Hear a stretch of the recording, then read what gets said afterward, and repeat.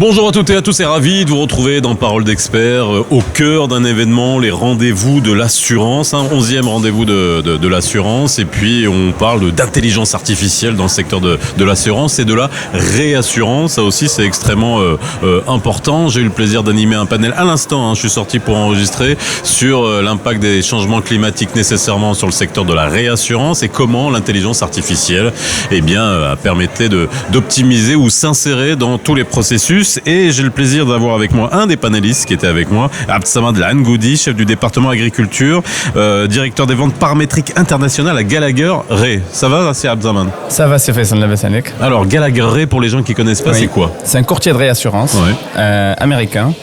Moi, je suis basé à Dubaï.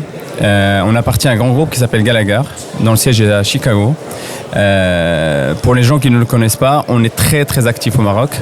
On est derrière la création du fonds FSEC contre les catastrophes naturelles.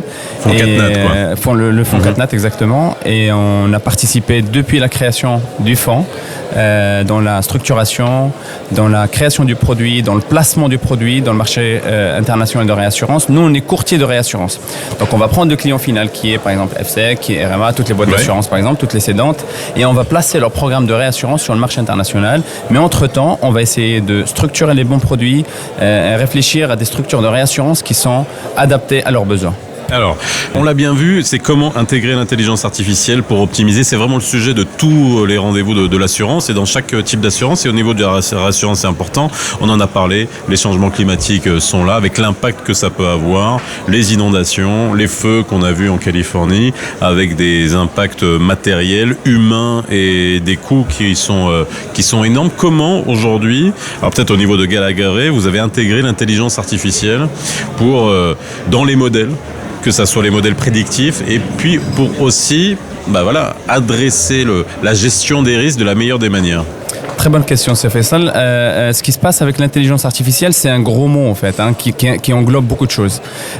Si on parle de l'intelligence artificielle maintenant, on peut parler aussi des méthodes de machine learning qui sont aussi très importantes dans le process de tarification, de création de produits, etc. Maintenant, l'utilisation des nouvelles données nous a permis à faciliter la création des nouveaux produits contre ce que tu disais, les inondations, les feux de forêt, la sécheresse, etc. Nous avons certaines régions dans le monde, et on peut même parler au Maroc, où quand il y a un sinistre par exemple, il est vraiment compliqué d'envoyer quelqu'un, un expert, pour ajuster le sinistre, pour calculer le coût de ce sinistre. Maintenant, avec les nouvelles technologies et l'intelligence artificielle, on peut utiliser les données satellites, par exemple, pour voir exactement quand il y a une sécheresse, mesurer la quantité de blé, la quantité de matière végétative, exactement sur le terrain. Enfin, réel, mais en tout cas s'approcher au maximum de ce que ça pourrait coûter. Donc ça, c'est une utilisation des nouvelles technologies pour faciliter l'ajustement des sinistres. Ça, c'est un premier point. Le deuxième, c'est créer des produits. On parle des feux de forêt. Maintenant, on est en train de travailler avec un client au Maroc. Ce qu'on a vu avec la Californie. Même on en a vécu au Maroc aussi, bien sûr. Au Nord, on en a eu. Exactement, dans le Nord, exactement, il y a quelques années. Et je pense qu'avec le changement climatique maintenant, on va être face à ce genre d'événements de plus en plus. Et le problème maintenant, pour certains pays, mais heureusement, c'est pas pour le Maroc, c'est qu'il faut qu'on soit préparé. On ne va pas attendre en fait qu'on reçoit la claque pour pouvoir en fait créer. Et là, je joue cette petite parenthèse, c'est qu'il a beaucoup plu au Maroc, hamdoulilah. Oui, hamdoulilah. On a eu des heavy rains à Marrakech la semaine dernière. Bon, heureusement, il n'y a pas eu trop de dégâts. Mais le fait qu'il est beaucoup plus cette année, qu'il va y avoir beaucoup de végétation qu'on n'avait pas prévu, peut être un risque pour l'année prochaine s'il y a une sécheresse. Même pour cette année. On n'y pense pas, ça. Mais même pour cette année, parce que le signal au Maroc de sécheresse, il est très rapide. Là, il y a beaucoup ce qu'on appelle, nous, dans la modélisation, le fuel. Le fuel, c'est vraiment la matière végétative qui est là, en fait, qui est verte maintenant, parce que, alhamdoulilah, il y a la pluie, elle va sécher, ça va être des petits brindilles et qui prennent feu très rapidement. Exactement, donc on parle en fait de la... C'est très binaire, il suffit juste qu'on ait en fait un mois de mai et un mois de juin très sec, et puis tout ça, ça va sécher, ça va devenir en fait de la matière... Alors, je vais te poser une question qu'on a posée tout à l'heure, ça sera la dernière, parce qu'il faut qu'on y retourne. Est-ce qu'il va y avoir, à cause ou grâce à l'IA, au modèle prédictif de l'IA, qui vont adapter justement les risques, les primes, l'assurabilité des endroits qui ne seront plus assurés. Et là, ça peut être un vrai souci. Je pense que nous l'avons déjà. en ce moment.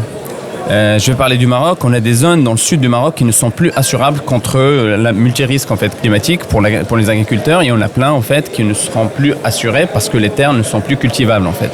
Mais le secteur privé ne doit pas être le seul à assumer en fait le risque d'assurabilité, mais il existe heureusement des schémas où le secteur public doit être aussi impliqué, et avec des partenariats public-privé, on peut créer vraiment beaucoup de choses où l'État intervient pour financer la prime, pour aider les agriculteurs à s'adapter et pour trouver en fait des assureurs locaux qui sont prêts en fait à assumer en fait ce risque, et avec un schéma de transfert de risque vers le marché international. Merci beaucoup Abdessamad d'être passé sur le studio de Parole d'Experts Business spécial rendez-vous de l'assurance, et on se retrouve très vite dans Parole d'Experts comme d'habitude pour parler d'actu, de politique, de sport, tout ça, et puis d'intelligence artificielle.